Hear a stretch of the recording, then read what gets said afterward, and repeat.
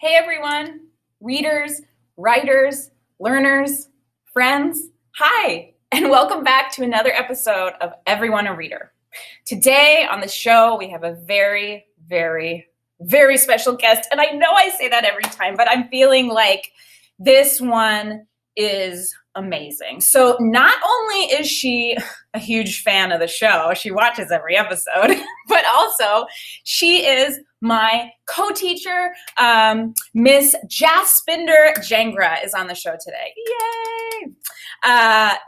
Miss Jas is one of the most amazing teachers I've ever worked with. We've been working together for 5 years, and she's transitioned her role a little bit. She started as learning support. She worked in learning support for a few years, and then she got her teaching credentials. And so actually when she was doing that process of going back to school to become a classroom teacher, I was her mentor teacher. So that was probably one of the best years of my teaching career, where I got to co-teach with her pretty much all year. And I was technically the mentor teacher in the classroom, but Miss Jas taught me so much about reflecting and having good conversations about student learning and all these things that is so important to do when you're a teacher. So I was trying to recreate that. And finally this year we get to do it again. So we're co-teaching 36 third graders, and we're 8 weeks into the school year, and it's been phenomenal so far. So yay, very excited for that. Also, something you must know about Miss Jas is she is from Wolverhampton. Wolverhampton. She says it funny. Not funny. She says it with an accent, of course, because, she's British.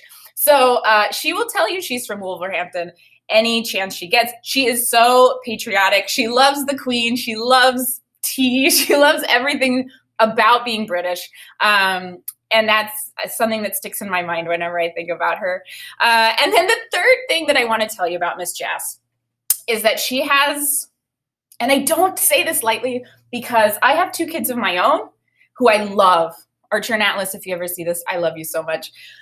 But Miss Jas has, I think, the cutest baby of all time, little Kushveer, who is the sweetest, most adorable little guy.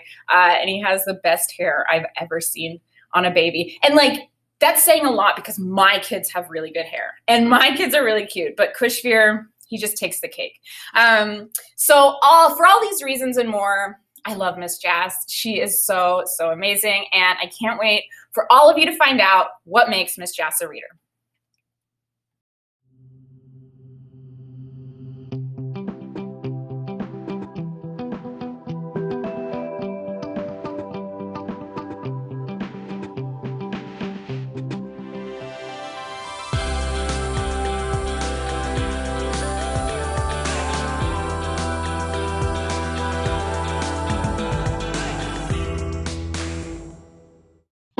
Hi, Miss Jas. Hi, Mrs. Wingus. Welcome to the show. Oh, thank you. I'm so excited. You are my favorite YouTuber of all time, so I'm so, so excited to be here. Me? That's right. You. Oh, well, you are my favorite co-teacher of all time. So, Miss Jas, are you ready to get started? Can we talk about some books and reading and things like that? Yes, please. Okay, great. Well, my first question is, what is your favorite children's book? I have 2. The first one, I love No David by David Shannon. And I love it for 2 reasons, because when I first started teaching, I'd never done a read aloud before. And this is during literacy week when we had to go to different classes. Mm-hmm. And I went to a KG1 class and I had to find a book. And that's the book I picked, and it went really well. And that KG1 class is our current grade 3 class now. I know, we've come full circle. Oh, wow. It is so cool. I was thinking about this the other day, and because I'll tell you my second reason why I love this book. And I was like, oh my gosh, I read this to my students now when they were just little babies in KG1. So that's cool. And then my second reason why I love this book is because my baby boy loves reading. And this is the first book that we read where he was like, so excited whenever he'd see the book. He'd get so happy. So it's like, oh, my baby's favorite book. So I love it. And then my second book is a children's book from when I was a child. Mm-hmm. And it's called Room 13 by Robert Swindells. And it was the first book that I remember. It just got me so excited about reading. It was a horror book, and you should never judge a book by its cover. But I saw, it was my sister's book, and I remember looking at the cover, and I was only like 7, 8 years old, but I remember looking at the cover thinking, that looks so good. And I read it so many times, like I had to sellotape the book in place because I just read it so many times. It's such a good book. It's funny to me that your favorite children's book is a horror book. Is it a surprise? Usually you don't think horror genre in children's literature, but that is a really nice segue into our next question, which is, what is your favorite genre to read and why? Now this is really difficult because I'll pretty much read anything fiction. I love fiction books, and I read anything that I come across or that sounds like an interesting review about the book. Mm-hmm. Yeah, that's really hard. I do go between mysteries and thrillers, and then I'll go to non-fiction, true crime. So I read a lot of that, surprisingly. And then after a while, it's like, okay, I need something a bit light and fluffy, and I like a good comedy book, something that makes me laugh. Yeah. So yeah, I was thinking Room 13 must have been like a springboard for your reading life, of where you like this thriller mystery but also the nonfiction kind of true crime stuff. Yeah, cool. So all fiction books, but you seem to kind of keep coming back to or read a lot more of like thrillers, and you like to be excited by books. Is that kind of, but then sometimes you like just a relaxing thing? Yeah, I think that, those are like what I'll stay close to for sure. Mm-hmm. Thriller, mystery, then like something true crime, and then something nice to just make me feel a little bit happy and good. Yeah. But then I do, if somebody gives me a recommendation, then I'm like, oh yeah, let me try and read something like that. Because I've been watching your series, Everyone a Reader, and I've been trying some young adult books as well, which is something I don't really read very often. Mm-hmm. But I got one the other day, and it was so good. So I'm going to keep opening myself up to different genres. Cool. Well, that's good to hear. Okay. In your opinion, what makes a good reader? So if you think about a strong reader, in your life, it doesn't have to be a student, but like an adult who's a good reader, what kind of habits or traits or what do you think about them when you think they're a good reader? Oh, that's really hard. I think just reading and being open to reading different types of books to really open yourself to all these different genres and topics out there. One thing I always used to say to my students is something that helps make you a strong reader is rereading, something to really help you understand, especially with mystery books, because then like you reread and you pick up on all those different clues and the red herrings and things. Mm-hmm. So I think just wanting to read and having that passion for books, but then also I like to give more than one answer to all your questions, but also rereading and going back to something again, and it helps it stick in your brain a little bit longer and to help you with your understanding. Mm-hmm. Mm-hmm. Yeah, that sounds good. You just said something I've never heard before. What do you mean by a red herring? When you reread a mystery book and you see the red herrings, what does that mean? So like when you're reading a mystery book, the book is peppered. There's lots of little clues in there to try and help you solve the mystery. But every now and then there'll be a red herring, which is like a false clue. So it's trying to lead you down the wrong path just to keep the action going for you. Is that like a mystery term? I've never heard that before. Yes, it's something that you hear a lot when we're talking about mystery books. Red herring.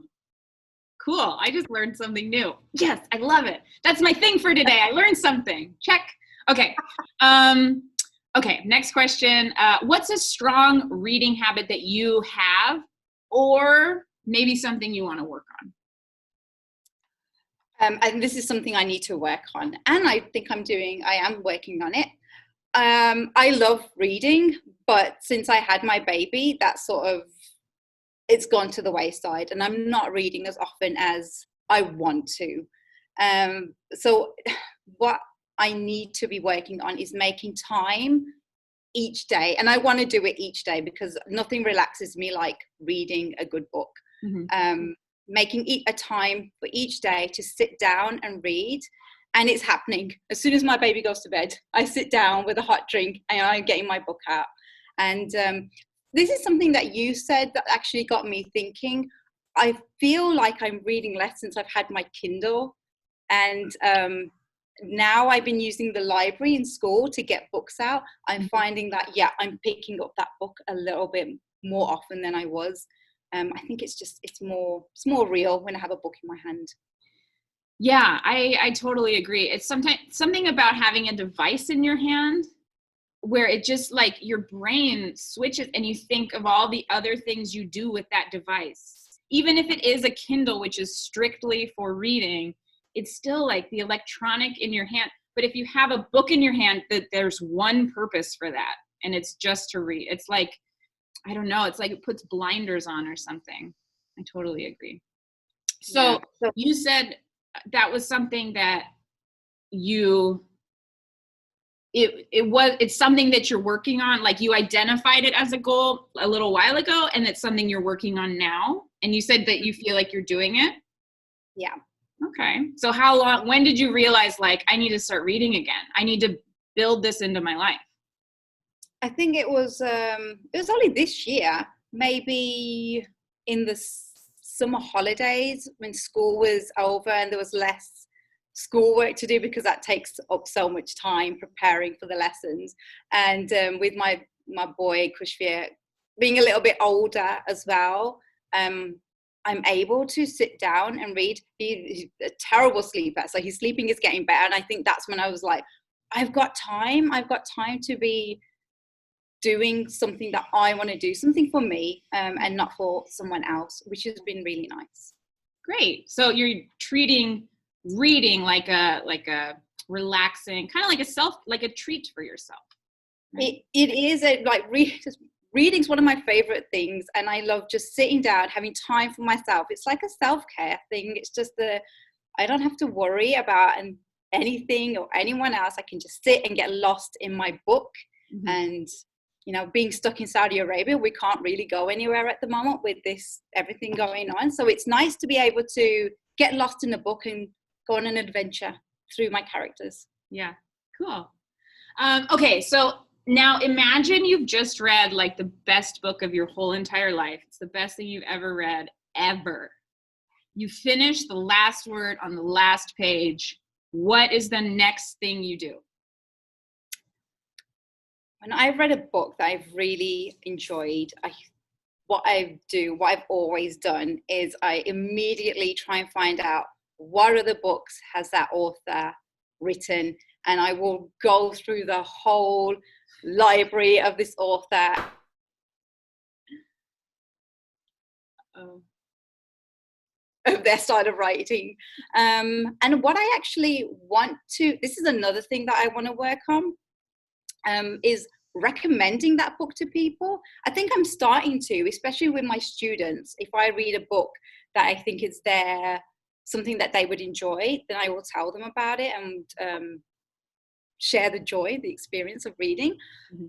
But yeah, I think that's something I want to do a bit more, but I definitely will just explore everything that author has ever written. Yeah. You read it like in a straight shot? Because I'm just thinking of a time when I did that, and the author maybe had like 10 books, and I got to book 8 and I got so bored and annoyed with the author that like this thing that I loved in the beginning, it's like I just kept going until I didn't like it anymore. Has that ever happened to you? all the time. I can name you all the authors. I've read the whole library, and I'm like, oh, I can't read any more of those books. All the time. And it's something I do less now, but I think it's because because I'm not in England and I don't have the bookstores readily available to buy all their books. Although I'm starting to do it again, but with the Kindle now, because I can buy online. So I try not to, but I can't help myself. And I do that with everything. If it's like a song I like, I just will keep playing it until I'm bored of it. And it's exactly what I do with books. I read everything that the author has written. One of the most exciting things about that, though, in my opinion, like when you find an author you love and then they release a new book, like you've read a ton, like their whole catalog, and then they're like, okay, new book coming summer 2021. And it's like the most exciting, because then it forces you to give a break, right? It's like, because you can't have it yet. And it's just, that's a good reading feeling. Okay, last question. This is a new one. You're only the second person I've asked, and it's a toughie. Okay, so if you need to take a minute to think, that's fine with me. Think time, we love think time. Okay, why do you read? Oh, that's a good question. I think I've already said this. I just love living through other characters. I love, like, some of the thrillers and the mysteries I read. It's never going to happen in my life. Thank goodness for that. But it's nice to be able to live through them and to go on this ride with the characters. Something like, even like a fantasy book like The Lion, the Witch and the Wardrobe, never going to happen. I tried it when I was younger. I used to check the back of my grandfather's wardrobe. It never happened. But it's just like this whole other world that you can be a part of. And just the adventure. And just that feeling, like when you've read a great book and you close that book and it's like, wow, like what have I just experienced? What have I just learned? I love books. Yeah, they're amazing, right? They are amazing. Just everything that you can learn, and just the different feelings and emotions you can get just from reading a book. And I haven't even left my chair and I'm going through all this. It's great. Yeah, it's something, even if the characters are made up, I feel like reading a story it's the only way to really get inside of someone else's head, right? You, in that story, as you're reading, especially if it's first person, right? You're thinking what the character's thinking. You're living that experience. It builds so much empathy and so much, like, all these things are really important in our world, especially today, just having different experiences through reading. Yeah, and I think like opening your mind to different perspectives on situations as well, something that you would never think that a person would be thinking like this, and then you can sort of experience it through a book. I think I love reading so much, and I think it's so important for like our students to read, just to build all those different skills, not just reading skills, but like people skills and social skills. Yeah. One of my favorite things about teaching third grade reading is that this is the year when we start thinking about like character motivations. So to ask student, they're reading this book and there's like a bully in it. And then we start to talk about, well, why does the bully act that way? And it's like, it's just, kids, they don't think about that until we probe them with that question of like, well, let's think about this fictional character. And then they can apply that to their real life. And it's amazing. I love my job. I know. I love the reading unit. I know I'm not teaching it this year, like reading as a subject, but that was one of my favorite units, the character developments and like story mountain of looking at how a story flows in a book. It's just, I love reading, if I haven't said that already. That's why we're such a good team. Shared interests. Yeah. Okay, so are you on any like social media platforms that do you Twitter? Do you tweet? Are you a Twitterer? No, I'm a bit of a dinosaur. I'm not that great with computers. Yeah, you just sit with your hot tea and you read your books and your social media. I respect that. I'm old school. Actually, I know that because every time we're in a meeting and I'm like, you know, the thing, and let me check my notes. Oh yeah. I've got to get with it, but no. I am not in any social media, but I suppose there's a comments on YouTube. So if anybody did have any questions, they could just contact you through that way and me through you. Absolutely. And you're right next door, so I can just say, hey. Okay, well, thank you so much for being on the show, and thank you for indulging me in this thing I love to do, which is talking about books. And yeah, thanks. This has been great. Yeah, thank you for having me. I'm like, I'm on my favorite series of all time. Thank you so much. Oh, Miss Jas. Okay, I will see you soon. Have a good day. Bye. Bye.